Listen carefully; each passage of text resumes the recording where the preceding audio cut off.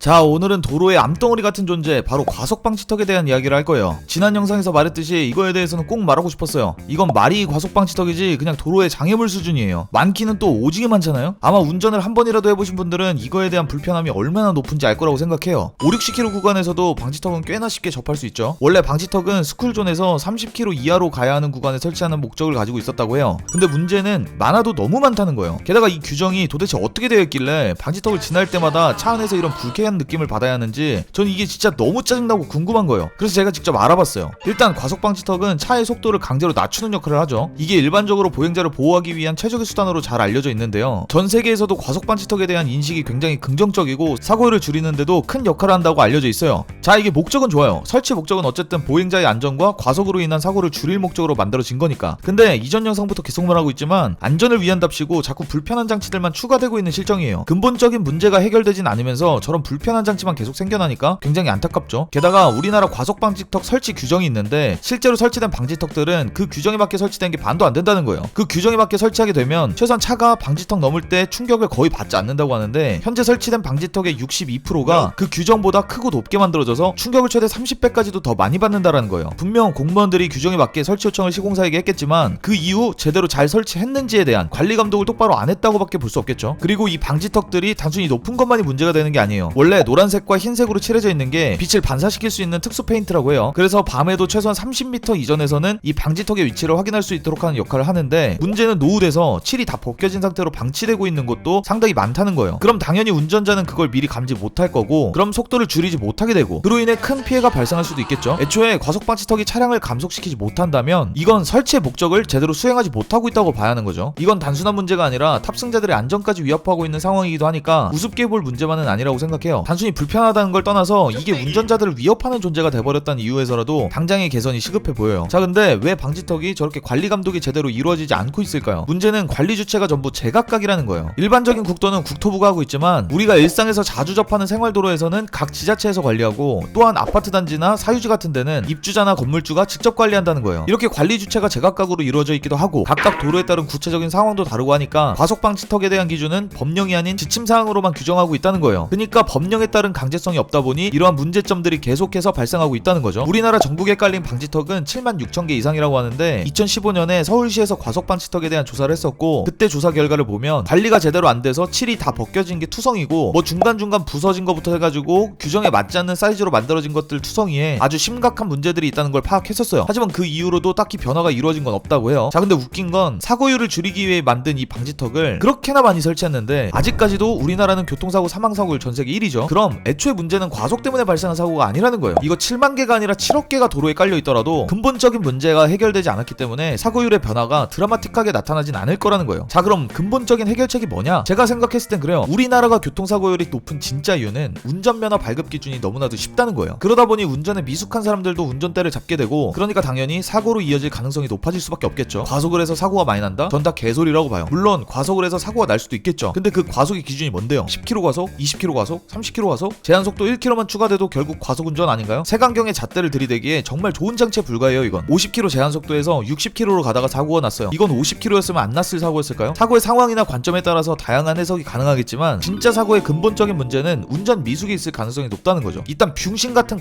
과속방지턱이나 백날 설치하는 이유가 뭔지 알아요? 처리하기가 쉽거든요. 근본적인 문제 해결보다는 어디서 1km 과속으로 사고가 났다는 데이터가 있으면 그럼 그 사고가 왜 발생했는지를 파악하고 해결하는 것보다 오호라 여기서 과속해서 사고 나구나 그럼 과속 못하게 방지턱 깔아줄게 그럼 사고 안 나겠지? 이런 방식으로 일처리를 하다 보니까 정작 진짜 근본적인 문제 해결이 안 되다 보니 계속해서 똑같은 문제가 반복될 수밖에 없다는 거예요. 근데 그 문제가 반복해서 나타나면 또 다른 제어 장치만 추가하겠죠. 또 안전을 들먹이면서 계속해서 이 근본적인 문제 해결을 하지 않는다면 진짜 국정 운영을 개족같이 하는 거로밖에 해석할 수 없어요. 전 그러니까 일단은 진짜 근본적인 문제가 뭔지를 파악하고 그 문제를 하나씩 해결을 해 나가봐야죠. 제일 먼저 세계 기준에 맞춰서 면허 발급 기준을 지금보다 훨씬 어렵게 만들어봐요. 그러면 지금 면허 따는 사람들이 불합리하다고 생각할 수도 있으니까 기존 면허 있는 사람들도 전부 다 재시험을 보게 하는 거죠. 그럼 합리적이잖아요. 전 아무리 어렵게 해도 무조건 한 번에 딸 자신 있어요. 운전 깨나 한다는 사람들은 어차피 아무리 어렵게 바뀐다 하더라도 무서울 게 없을 거예요. 맞죠? 자, 근데 여기서 반기를 드는 운전자가 있다? 이 새끼 무조건 범인이죠. 운전 좆도 못하는 암적인 존재 20000%죠. 어쨌든 우리나라 면허 시험이 얼마나 쉬우면 전 세계 사람들이 운전면허 따러 우리나라로 원정까지 오겠 나오겠냐고요. 솔직히 적정선으로 난이도 조절하는 거는 현실적으로 아무런 도움이 안 될 거고 영향도 미치지 않을 거라고 봐요. 지금보다 한 4,000배 정도는 어렵게 만들어야 돼요. 그래야 존나 버러지들이 도로에 사라지죠. 언제까지 이런 효율성 하나도 없고 족같은 장치들만 만들어내면서 세금만 빨아드실랍니까들. 제발 근본적인 원인 해결 좀 합시다 제발.